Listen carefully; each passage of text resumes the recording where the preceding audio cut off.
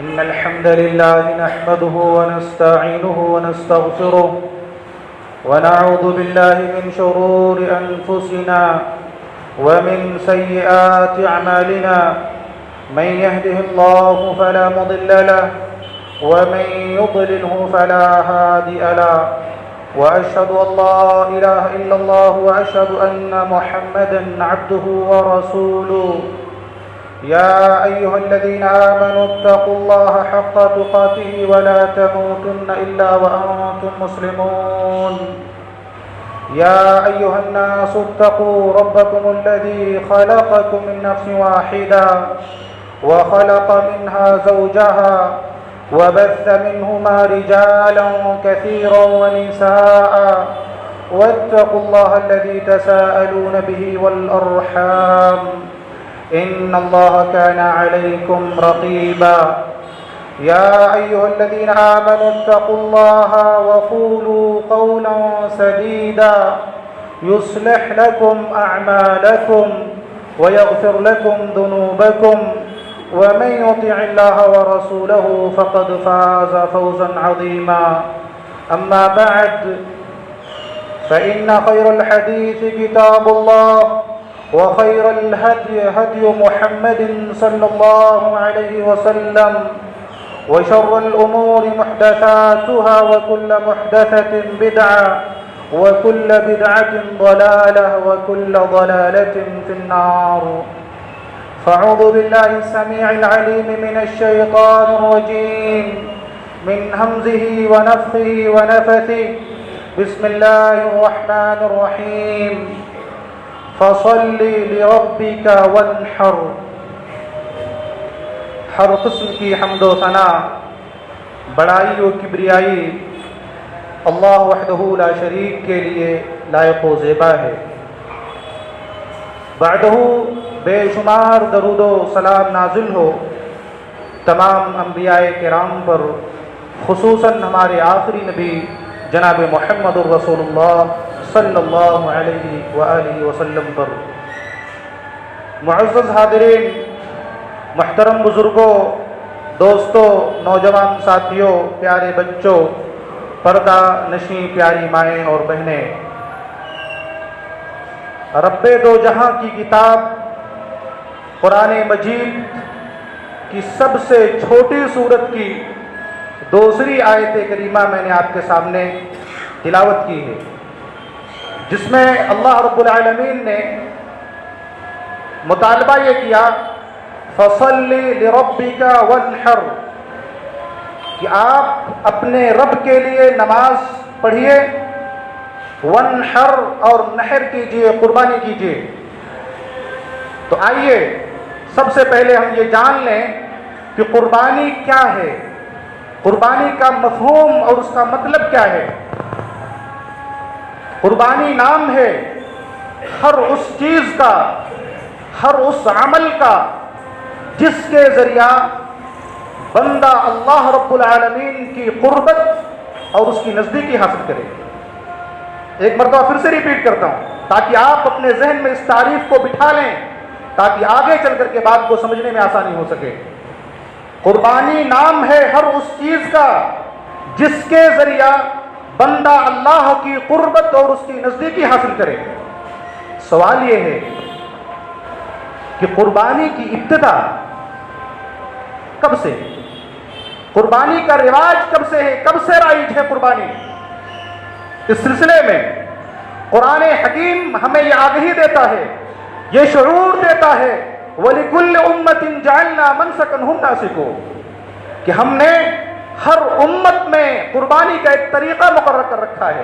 گویا حضرت آدم علیہ السلام سے لے کر کے ہمارے رسول جناب محمد الرسول اللہ صلی اللہ علیہ وسلم تک جتنے بھی انبیاء کرام اس دنیا میں مبعوث ہوئے، اللہ تعالیٰ نے ہر نبی کی امت کو قربانی کا قانون دیا تھا۔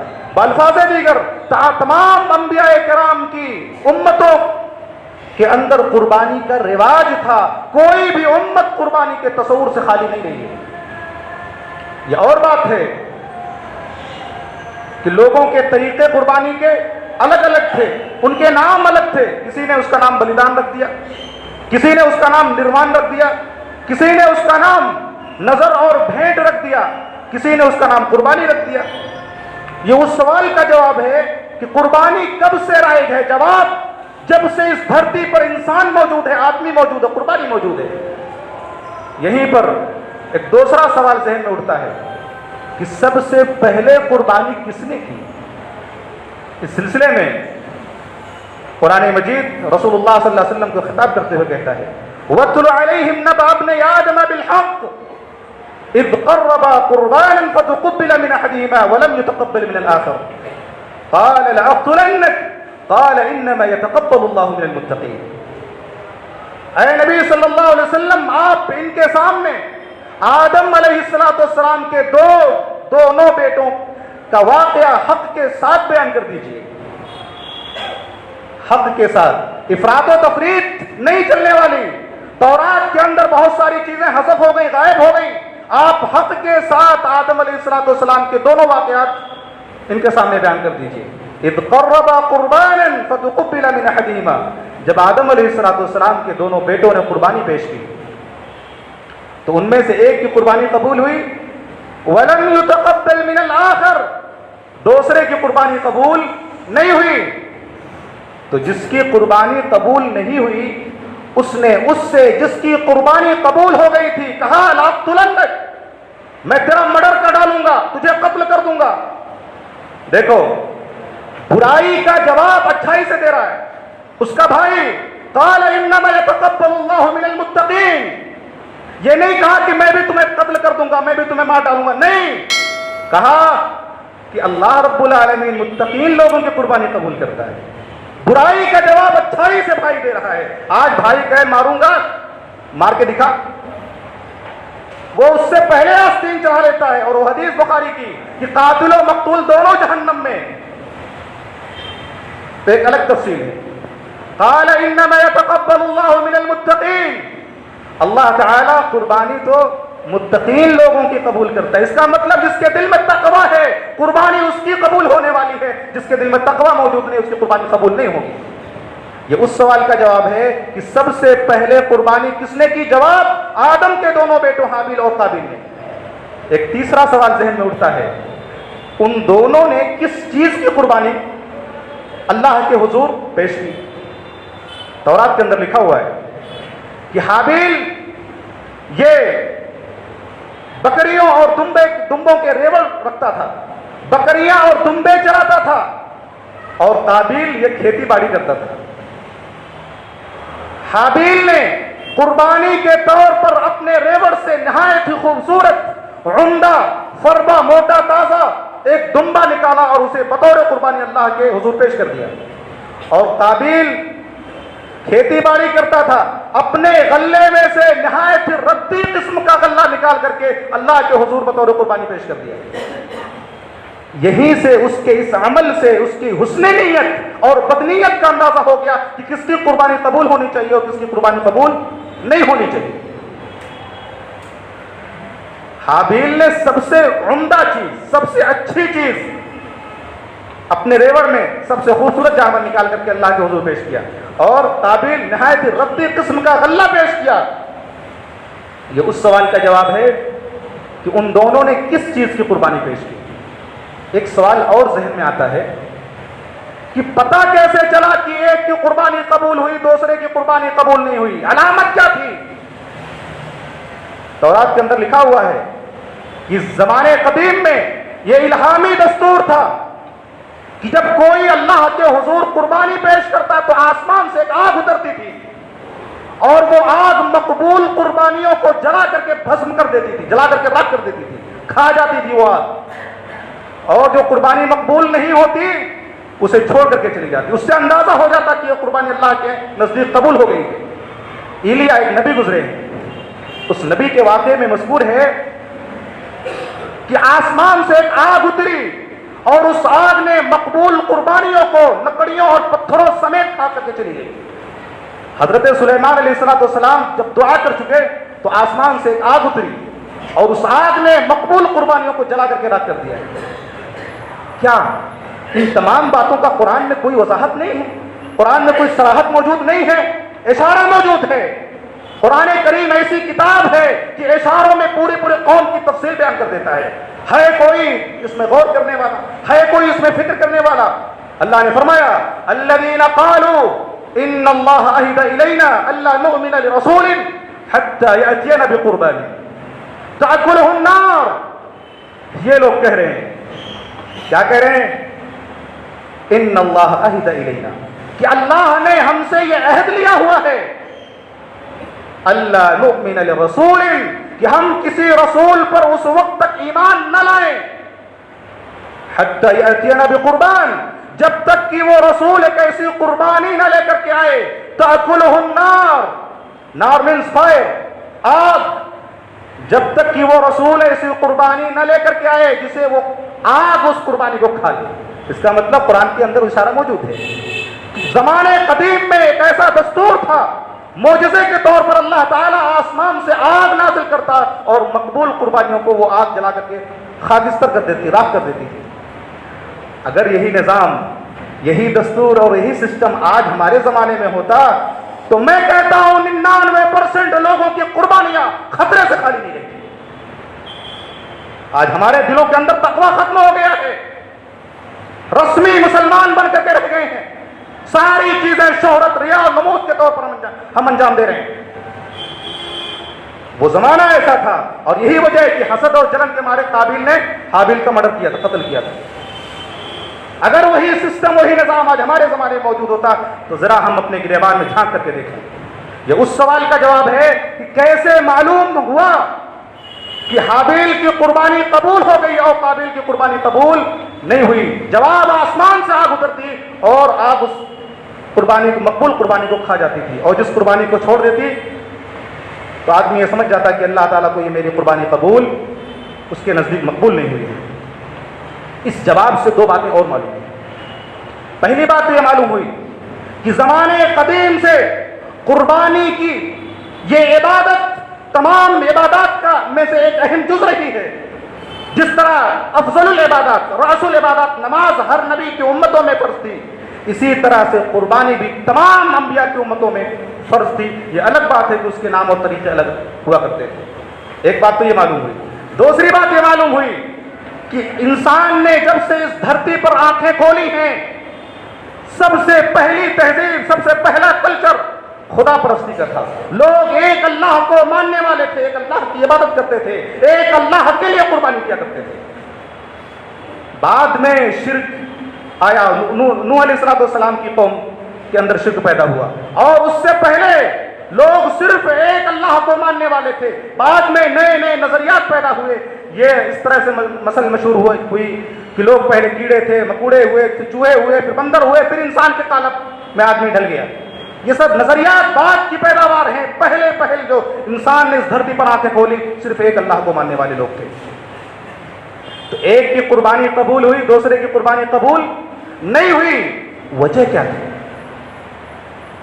سبب کیا تھا کہ ایک کی قربانی قبول ہوئی، دوسرے کی قربانی قبول نہیں ہوئی؟ اس کا سبب، اس کی وجہ تقویٰ. جس کے دل کے اندر تقویٰ موجود تھا اس کی قربانی قبول ہو گئی. جس کے دل کے اندر تقویٰ موجود نہیں تھا اس کی قربانی مردود ہو گئی، اس کے منہ پہ مار دی گئی. اور یہی وجہ ہے تمام انبیاء کرام جب دنیا میں مبعوث کیے گئے تو انہوں نے اپنی امتوں کے دلوں کے اوپر سب سے زیادہ محنت کی. سب سے پہلا کام جو انہوں نے کیا تمام انبیاء نے، رسول اللہ صلی اللہ علیہ وسلم نبوت کے بعد 13 سال مکہ کے اندر رہے. کوئی حکم نہیں دیا کہ روزہ رکھو، حکم نہیں دیا کہ شراب چھوڑ دو، جوا چھوڑ دو، نہیں. پہلے ان کے دلوں پر محنت کی. عرب والے شراب کے رسیات تھے، شراب ان کی زندگی کا جزء لا ينفد، ان کی فطرت ثانیہ بن چکی تھی. وہ شراب کے اس قدر اسیر بن چکے تھے کہ شراب کے بنا وہ چل نہیں سکتے، وہ زندگی گزار نہیں سکتے تھے. مگر رسول اللہ صلی اللہ علیہ وسلم نے شراب کو ڈائریکٹ حرام نہیں کیا، پہلے ان کے دلوں کے اوپر محنت کی. جب ان کے دل آئینے کی طرح صاف و شفاف ہو گئے تو مدینہ آئے اور کہا کہ شراب حرام. اور صحابہ کرام نے جیسے ہی سنا لوگوں نے اپنے مٹکے توڑ دیے. بعض صحابہ کرام کے لبوں تک جام چھلکتے ہوئے جام آ پہنچے تھے. جیسے ہی رسول اللہ صلی اللہ علیہ وسلم کے فرمان کو سنا وہ جھلکتے جان کو انہوں نے پھینک دیا اور ایسا لگ رہا تھا کہ جیسے مدینے کی گلیوں میں شراب کی ندیاں بہ رہی ہوں۔ یہ ہے تقویٰ، یہ ہے عمل۔ جب آدمی کا دل صاف ہو جاتا ہے، اللہ اور اس کے رسول کی کوئی بات جب کانوں سے ٹکراتی ہے، آدمی اپنی خواہشات کی قربان کر دیتا ہے، اپنے تمام ارمانوں اور تمام آرزوؤں کو قربان کر دیتا ہے۔ یہ ہے تقویٰ، جس کے بارے میں رسول اللہ صلی اللہ علیہ وسلم نے فرمایا التقویٰ ہاہنا، التقویٰ ہاہنا، التقویٰ ہاہنا، 3 مرتبہ آپ نے فرمایا۔ تقویٰ کا محل قلب ہے، دل ہے، اس دل کے اندر تقویٰ ہوتا ہے۔ یہ قربانی صرف جانور کے ذبح کرنے کا نام نہیں ہے۔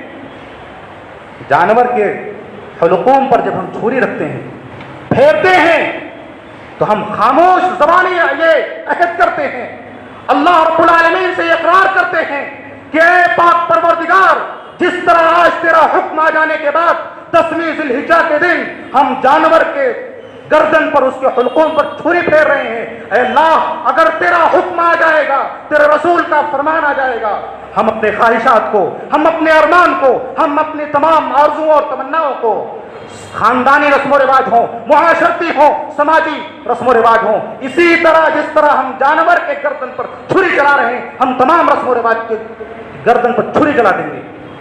لوگ ناراض ہوتے ہیں، ناراض ہو جائیں، لوگ دشمنیاں کرتے ہیں، کرنے دو، مگر اللہ اور اس کے رسول کا فرمان آنے کے بعد ہم بالکل تمام اپنے ارمانوں پر اسی طرح ہم چھری پھیر دیں گے۔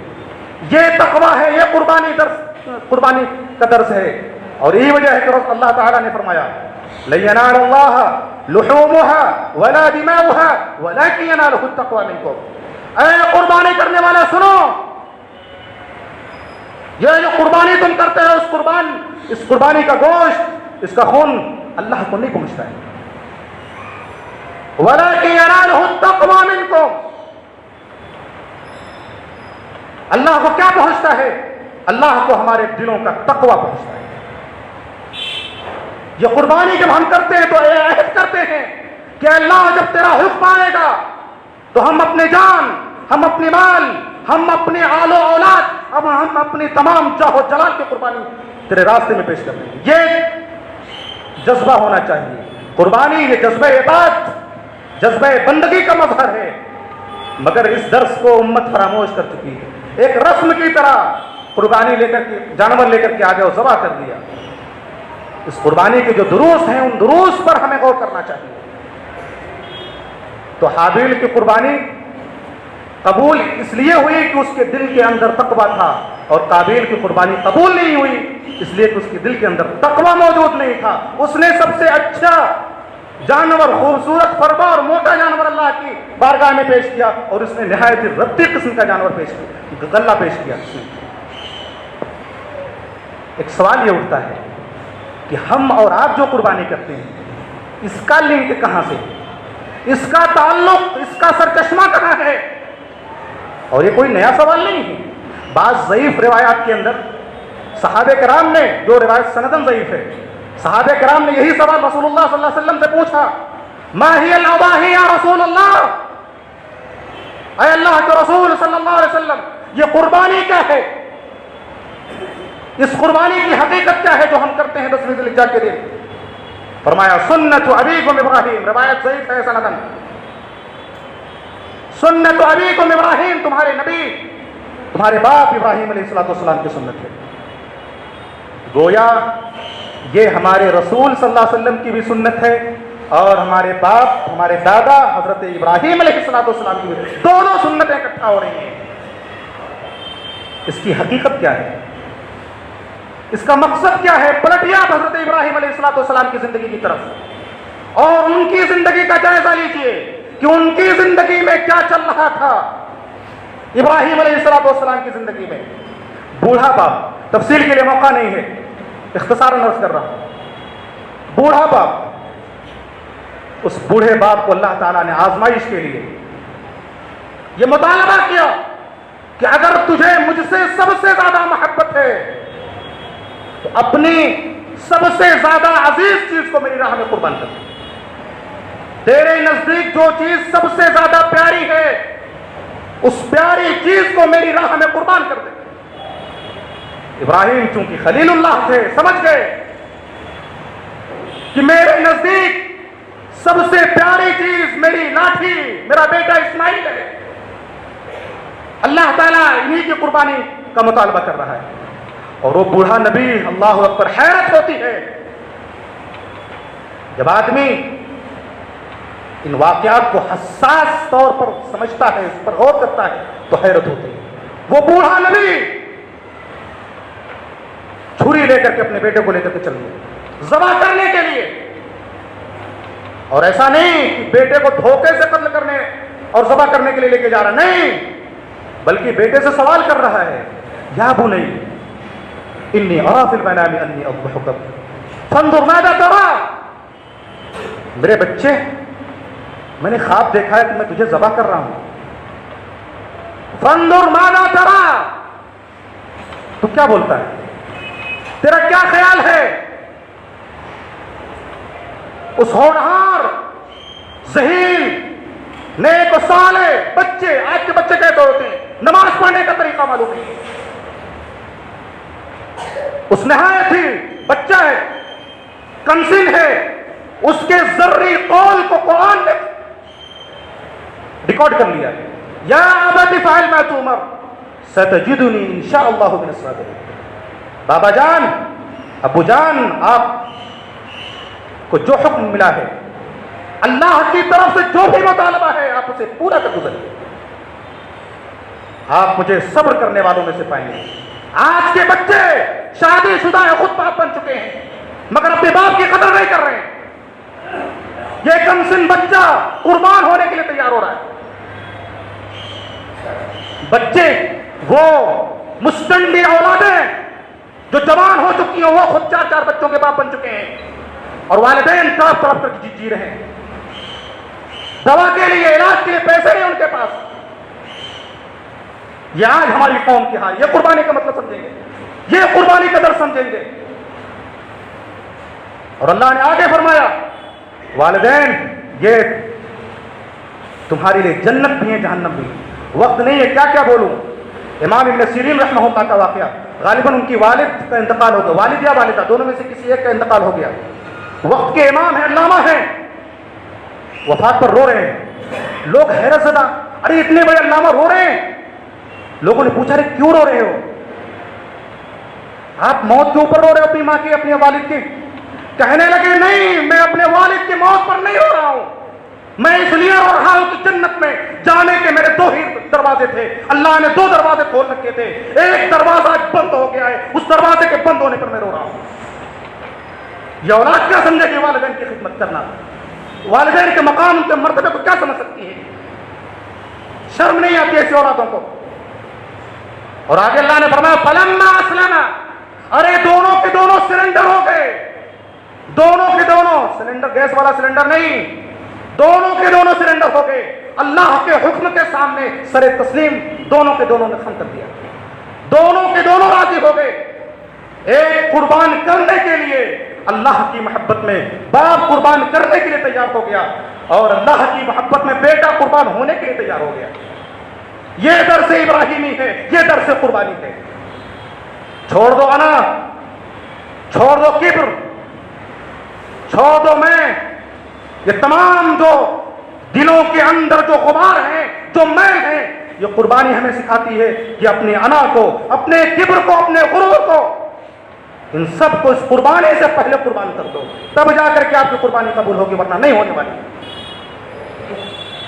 جانور لا کر کے ذبح کر دیتے ہیں، سوچتے بڑا کمال کر دیا ہے. یہ کوئی کمال کی بات نہیں ہے. اللہ، میں نے تعریف کو یاد رکھیے، جو بھی چیز اللہ کی قربت حاصل کرنے کے لیے، اس کی نزدیکی حاصل کرنے کے لیے اللہ کے لیے کیا جائے، وہ قربانی ہے. آپ اپنی انا کو، اپنے غرور کو اللہ کی رضا کے لیے قربان کر دیجئے، یقیناً قربانی کا ثواب ملے گا. دونوں کے دونوں سرنڈر ہو گئے، اور اللہ نے فوراً کہا، قد صدقت الرؤیا، بس بس، ہم یہی دیکھنا چاہتے تھے تمہارے دل کے اندر کیا چل رہا ہے. تمہارے دل کا تقوی ہم دیکھنا چاہتے تھے کہ بیٹے کی محبت تمہارے دل کے اندر زیادہ ہے یا میری محبت دل کے اندر زیادہ ہے. وہ فدینا ہو بھی نذیر، لو دمبا حاضر ہے، اس کو قربان کر ڈالو. قربان کر دیا. یہ اسی نبی کی سنت کو ہم ہر سال ذی الحجہ کے 10ویں تاریخ کو ہم تازہ کرتے ہیں، مگر یہ درس ہمارے ذہنوں سے غائب ہو چکا ہوتا ہے۔ یہ قربانی ہمیں یاد نہیں رہتی، صرف سوچتے ہیں کہ جانور لے کر کے آئیں قربان کر دیں، اس کا فوٹو لے لیں، اس کی ویڈیو بنا لیں اور سوشل میڈیا پر وائرل کریں، ہم نے قربانی کر لی ہے ماشاءاللہ۔ یہ درس نہیں ہے، یہ تقویٰ کے خلاف ہے۔ تقویٰ دل کے اندر ہوتا ہے۔ یہ چند باتیں اس خطبے کی تمہید تھی۔ کچھ مسائل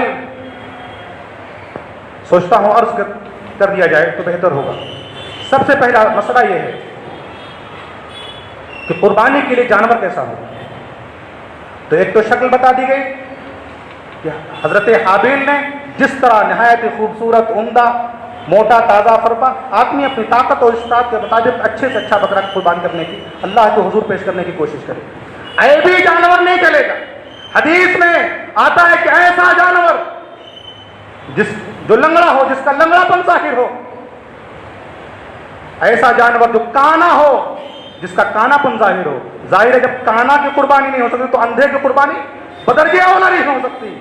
ایسا بھیگا جانور جس کا بھیگا پن ظاہر ہو، دیکھ رہا ہے ادھر اور لگ رہا ہے کہ دیکھ رہا ہے ادھر۔ ایسا بھیگا جانور جس کا بھیگا پن ظاہر ہو، ایسا لاغر اور کمزور جانور جس کی ہڈیوں میں گودا نہ ہو، گوشت نہ ہو۔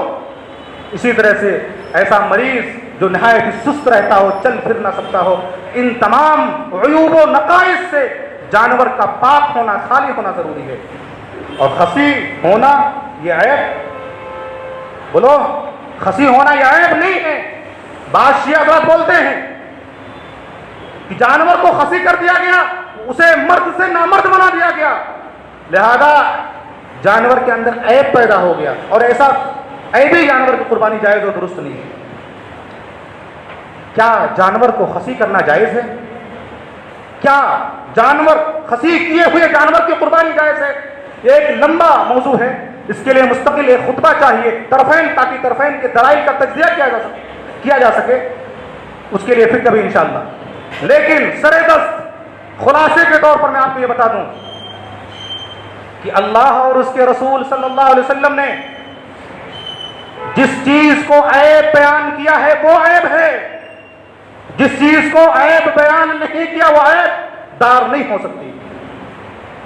اور خسی کرنے سے تو جانور کا گوشت لذیذ ہو جاتا ہے، جانور کے اندر جو بو ہوتی ہے وہ ختم ہو جاتی ہے، اور اللہ پاک ہے، نظیف ہے، پاکی اور نظافت کو پسند کرتا ہے، لہذا اللہ کے حضور ایسے پاک اور لذیذ جانور کی قربانی کی جائے تو وہ اللہ کے نزدیک زیادہ مقبول ہوگی۔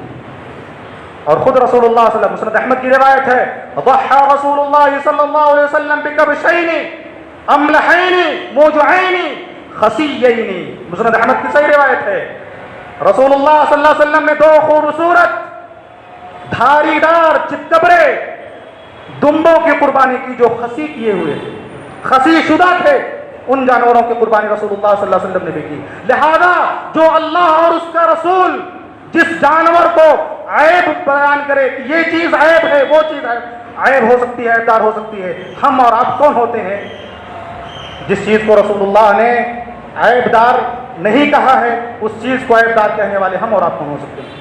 لہذا خسی کیے ہوئے جانور کی قربانی بلا شبہ جائز۔ دوسرا سوال یہ ہے کہ قربانی کون کرے؟ بہت ہی اہم سوال، قربانی کون کرے؟ میں نے خطبہ مسنونہ میں جو آیت تلاوت کی تھی، فَصَلِّ لِرَبِّكَ وَانْحَرْ، آپ نماز پڑھیے اور قربانی کیجیے، لہذا نماز پڑھنے والا شخص قربانی کرے۔ جملہ یاد رکھو، قربانی کون کرے؟ جو شخص نماز پڑھتا ہو وہ قربانی کرے۔ اس لیے بے نمازی جو صرف جمعہ آتے ہیں ان کی قربانی جائز ہوگی، درست ہوگی کہ نہیں، جواب آپ کے اوپر ہے، آپ خود دے لیجیے گا۔ جو صرف جمعہ آتے ہیں ان کی قربانی، اللہ تعالیٰ فرما رہا فصل، پہلے نماز پڑھو پھر قربانی کرو۔ اور اللہ نے دوسری جگہ فرمایا قل ان صلاتي ونسكي ومحياي ومماتي لله رب العالمین، اے نبی کہہ دیجئے میری نماز، دیکھو نماز بھی پہلے، یہاں بھی پہلی نماز ہے، میری قربانی، میرا جینا، میرا مرنا سب اس کے لیے ہے، رب العالمین جو سارے جہانوں کا رب ہے۔ تو پہلے قربانی پھر نماز۔ بے نمازی کے دل کے اندر تقوی نہیں ہوتا ہے، بے نمازی متقی نہیں ہوتا۔ اسے یاد کر لو، ایسے لوگ جو نمازیں نہیں پڑھتے ہیں وہ اپنی قربانیوں کے اوپر ایک بار پھر سے غور کر لیں۔ جو نماز نہیں پڑھتے وہ اپنی قربانیوں پر ایک بار پھر سے غور کر لیں۔ میں اس کا جواب نہیں دوں گا جائز ہوگی قبول ہوگی کہ نہیں، وہ خود آپ دے لیجیے گا۔ فَصَلِّ لِرَبِّكَ وَانْحَرْ، پہلے نماز پڑھو پھر قربانی کرو۔ اور ایک مسئلہ یہ بھی معلوم ہوا کہ جو شخص نماز دوگانہ یعنی بقرہ عید کی نماز سے پہلے قربانی کر لے تو کیا اس کی قربانی ہوگی؟ قطعاً نہیں ہوگی، جی قطعاً نہیں ہوگی۔ ایک صحابی رسول اللہ صلی اللہ علیہ وسلم کی محبت میں، دیکھیے میں بار بار یہ بات کہتا ہوں کہ عبادات کے معاملے میں ہمیشہ کوئی بھی عبادت ہو، چھوٹی عبادت ہو بڑی عبادت ہو، عبادت کے انجام دینے کے معاملے میں رسول اللہ صلی اللہ علیہ وسلم کی سنت کی تحقیق کرو، رسول کا طریقہ پہلے سیکھو کہ رسول اللہ نے اس وقت میں یہ عمل کیا ہے کہ نہیں کیا ہے، رسول کی سنت کیا بولتی ہے، پہلے وہ سیکھو۔ صحابی رسول اللہ صلی اللہ علیہ وسلم کی محبت میں قربانی نماز سے پہلے ہی کر لیا، بقرہ عید کی نماز، عید الاضحیٰ کی نماز سے پہلے ہی قربانی کر لیا۔ ارادہ کیا تھا، نیت کیا تھی کہ قربانی کا گوشت جب تک ہم لوگ نماز پڑھنے جائیں گے، رسول اللہ کا خطبہ سنیں گے، تب تک ہنڈیوں میں گوشت پک کر کے تیار ہو چکا ہوگا، اور جیسے ہی رسول اللہ نماز سے فارغ ہوں گے، خطبے سے فارغ ہوں گے، رسول کے دامن کو پکڑ کر کے لے کے آئیں گے، اے اللہ کے رسول چلیے ناشتہ تیار ہے، چلیے تناول فرما لیجیے۔ نیت اچھی تھی، ارادہ اچھا تھا، مگر چونکہ خلاف سنت تھی، ان کا یہ کام تھا، اس لیے رسول اللہ صلی اللہ علیہ وسلم آئے، معاملے کو دریافت کیا، یہ کیسے ہو گیا بھائی، ابھی تو نماز پڑھ کے آ رہے ہیں، گوشت کیسے تیار ہو گیا؟ کہنے لگے یا رسول اللہ میں نے تو نماز سے پہلے ہی قربانی کر لی تھی۔ کہا تمہاری قبول، تلک شاۃ لحم، یہ صرف قربانی کا گوشت نہیں ہے، یہ صرف گوشت کی بکری ہے، یہ صرف بکری کا گوشت ہے، یہ قربانی اللہ کے ہاں مقبول نہیں ہوگی، چل دوسری کا۔ کہا اللہ کے رسول دوسرا جانور نہیں ہے، مسنہ نہیں ہے، ہاں ایک جانور ہے جو دانتا نہیں ہے، جو 1 سال کو نہیں پہنچا، آپ نے فرمایا چل اس کی کر لے، لیکن آئندہ تیرے بعد تیرے علاوہ کسی اور کے لیے جائز نہیں ہو۔ تو قربانی کون کرے؟ قربانی وہ شخص کرے جو نماز پڑھے۔ کچھ اعتراضات، کچھ سوالات اور ہیں۔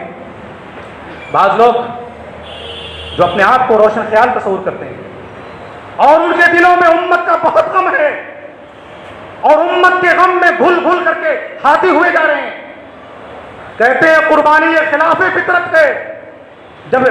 جب انسان جانور کو قربان کر رہا ہوتا ہے، ذبح کر رہا ہوتا ہے، تو جانور بیچارہ تڑپتا ہے، لہذا یہ خلاف فطرت ہے، یہ بے رحمی ہے۔ جانور کو قربان کرنے کا حکم دینے والا بے رحم، اور جو لوگ بھی جانور کو قربان کرتے ہیں وہ سب کے سب بے رحم ہیں۔ ایک اعتراض تو یہ ہے۔ دوسرا اعتراض مال کا ضیاع ہے۔ 15,000 25,000 35,000 روپے کا ایک بکرا لے کر کے آتے ہو، اگر یہی پیسے کسی غریب کو دے دیے جائیں تو اس کے گھر گرہستی چل سکتی ہے۔ دوسرا اعتراض۔ تیسرا اعتراض، مویشیوں کی قلت ہو جاتی ہے، جانور کم پڑ جاتے ہیں۔ یہ 3 اعتراضات ہیں، ان تینوں اعتراضات کے لیے وقت نہیں ہے، پھر کبھی انشاءاللہ ایک بات ایک جملے میں کہہ دینا چاہتا ہوں۔ اللہ تعالیٰ نے اس کے بارے میں فرمایا لکم فیہا خیر، ایک جملے میں ان تینوں اعتراضات کے رب العالمین نے جواب دے دیا ہے، لکم فیہا خیر، اس قربانی کے اندر تمہارے لیے خیر ہی خیر ہے۔ اب میں فکر دے رہا ہوں، آگے پوری تفصیل آپ سمجھ لیجیے گا۔ ایک جانور انسان خریدتا ہے، جس سے خریدتا ہے اس کو پیسہ دیتا ہے، اس پیسے سے اس کا گھر چلتا ہے، پھر اس جانور کو قصائی ذبح کرتا ہے یا آدمی ذبح کرتا ہے، چمڑا کمپنی کے پاس جاتا ہے، کمپنی سے دوسری کمپنی روغن اور رنگ و روپ دیتی ہے، پھر اس کمپنی سے تیسری کمپنی، ان تمام کمپنیوں میں ٹرک ڈرائیور اور کمپنیوں میں بے شمار ہزاروں افراد کام کرنے والے ہوتے ہیں کہ نہیں ہوتے ہیں؟ پھر انہی چیزوں سے ان کی گھر گرہستی چلتی ہے، ان کی زندگی کا پیٹ بھرتا ہے، اور اسی طرح سے پھر ان چمڑوں سے جوتے بنتے ہیں، لیدر کی چیزیں بنتی ہیں، بیلٹ بنتا ہے، پرس بنتا ہے، بیگ وغیرہ تمام چیزیں بنتی ہیں۔ یہ سب بنانے والے کاریگر کہاں سے؟ انکم کہاں ہوتی. اسی وجہ سے بخاری کی روایت ہے, رسول اللہ صلی اللہ علیہ وسلم نے کہا کہ بکری کا, جانور کا, یہ بکریوں کا دھندا کرو, اس کی بزنس کرو, اس کے اندر نہایت ہی سراپا بابرکت ہے یہ بزنس, یہ تجارت بکریوں کے. یہی وجہ ہے کہ جتنے بھی انبیاء کرام گزرے ہیں تمام انبیاء نے بکریاں چرائی ہیں, تمام انبیاء نے علیہ السلام نے بکریاں چرائی. اس کے اندر اللہ تعالیٰ نے ایک جملے کے اندر پورا از اول تا آخر تمام تفصیل بیان کر دیا ہے, لکم فیہا خیر, اس کے اندر تمہاری لیے خیر ہی خیر ہے. لہذا اعتراض کا پورا مکمل جواب دینے سے میں قاصر ہوں, وقت اجازت نہیں دیتا. اللہ رب العالمین سے دعا ہے کہ اللہ تعالی ہمیں خلوص دل سے جانور کو قربان کرنے کی توفیق عطا فرمائے. اللہ تعالی ہمارے دلوں کے اندر تقوی جو ہے پیدا فرمائے. ہمارے دلوں کے اندر جو میل ہیں, جو کچیل ہیں, جو گرد و غبار ہیں, جو آلائشیں ہیں ہمارے دلوں کے اندر جو جم چکی ہیں, اس جانور کو قربان کرنے سے پہلے اے اللہ تو ان تمام آلائشوں کو, ان تمام گرد و غبار کو, نفرت کو, بغض کو, حسد کو, کبر کو, غرور کو, انا کو, ان تمام چیزوں کو اے اللہ ہمارے دلوں سے خاتمہ کر دے, اس کو ختم کر دے. اے اللہ ہمیں جب تک اسلام پر زندہ رکھ, اور جب خاتمہ ہو ایمان پر ہو. اقول لكم ما تسمعون واستغفر الله لي ولكم ولسائر المسلمين واستغفروه انه هو الغفور الرحيم.